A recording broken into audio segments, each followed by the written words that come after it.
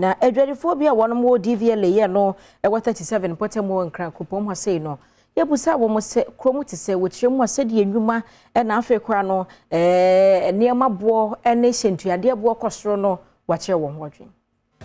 Kuro mu de boko nanso enhyɛ da anya boko saa maye esan sɛ me ya me gyina me din de sister Kuya me ya dwuma online office me no aduane ton na de wa ya niema bo aye din wo Kuro mu no yesre sese nana lole fenti omo de bibia ba omo si eye lole fe bet yesre nana so onhye na lole fe no eniema mra from maye sanse ye dwadifo man ye kodwoma ye bre papa ene body wuntimi nto suntimi nto tu na bibia bo aye de enti dia me gyina aka ne se nana ne wa ya eniema si fe kɔ no enkoyie mayen ena de tosu biemu nso no sese no ye mana ya wo mo no omunti ena ye bre se ye mani nya adwuma ya yenso ye ho beto yen sanse wa wo ba wa university wa wie school oti ho ebi o 20 years 25 years wa ma me na wo be feed wo ba wo beto atade ahye no beto mpabo ahye no se wa ma akola no treatment yi a sabe akra ne wo kɔbɔ afekubɔ ne ensese sebio obekɔ enso na bia wo ma wo batan wo mpɛ sa etisa me free says adwuma ba man mu a ye ma anasa ye ma na awie school no sabe won papers good dem na nya adwuma bia se bia wa hwa wo ba batan na de na ko university awie na se wo ba no wa nya adwuma anya na school na de kɔ ye na kyerɛ sɛn edi Kuro mu nyo Kuro mu nya kura Kuro mu ahye bibia ankoye economy ni nkoye bibia ye basa nti ye besere ye mpanifo no so mbetumi ye bibia fa ho a omo ye bibi fa ho mai na ye bre papa because so wo baduma ma wo baduma wo te wasa na wasoro akofi lord fans bo ayedin lord fan bo ayedin wo be fie chichiri be ba se ne be wo benye sika kura akofi no agise nyame nti ye sere mpanifo na economy no mo tutu bibia ye mai na yehu na yeso mo ba number kaka kan se ma dada yesa on ba dada oba mewe nso yehu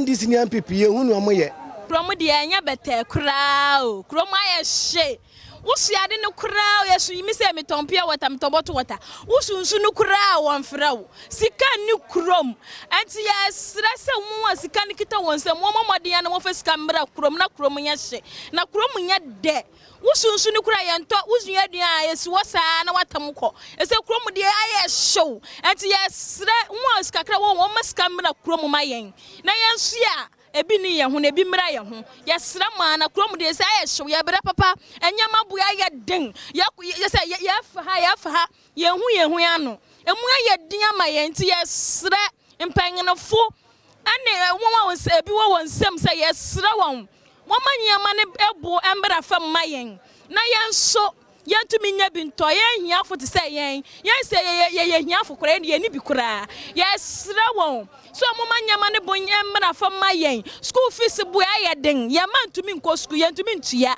enti yesra mo so mo ya yen na Kuro mu nya mre mayen Kuro mu de eye den na mom de metumi aka ne se Kuro mu di na eye no eye ade ho eye babia ade ese eba na aba eti sa wo na ka se Kuro aye di nti no wona ba bremi no cause government to president obi ye pepepe eti na betumi aka ne se senior first na wo ska wo sidini no ka hu se na nyuma boy den to be manage no se first no na wo spend match am pachote so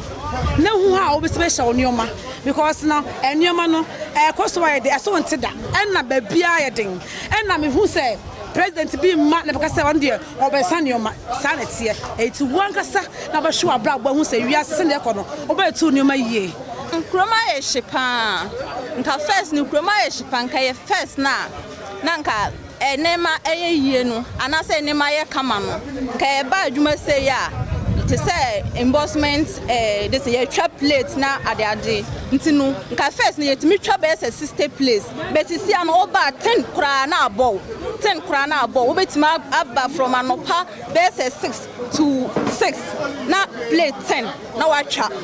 but first no ye ba echa base 3 no na wanya base 50 60 place na watcha but sia no enkoyie kra enam se ska ni kurominti bibia ye basa eyesa no so na eno so I disturb ye ofanie ekromu de aishi kakra aishi because em say sa na ese kono na emum Israel penifo no sika a ese emuri ye adwuma no omu pasika na nya adwuma no sa bi etu ma kototo no sa bi etu no ese etwa so because we say ye ni sika okromu ya okwa akobọ bisia sa bi etu latest na ba ko ye say ba ko boarding one man to ba ko kra betu to better 3 billion okwa akobọ bisia na say sika utwa so a na say we di tokan keto ma MP4 no a kam fize kokrom bejo because nkra tifie ebitimi ase ko ba bia o madi sua kra eden ena de ama o mani mo ayehye no asu free mpanimfo no so mbeti no beti ni ya cause hwe sa adiro mu ko parliament no ena ma Ghana ayeden sa nyame ase me fa ko parliament utimi ye ka se oba na oba nware be ma nware na de ko parliament abu nyankopon ni mutia enti abufushi se ma mpanimfo anso ma adwene abufushi na be ba ye nso akosi enanam so enti omunum se ma adwene na kromo njo na galamsey no so asem sa galamsey no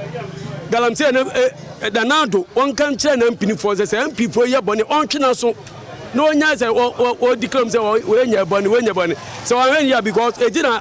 the ifo so dey 44 no because why galamsey cause wo nanado no da besi fa ka jem se wo ho bebom bia we chiwatum no wo nchi obi antum ejama no me e ka oman no eti amada bi enkunku nipa kunkum ne ohawo ne abebre se bo man so no se won time ehu sa no man antwa so dia o man e bebre masima no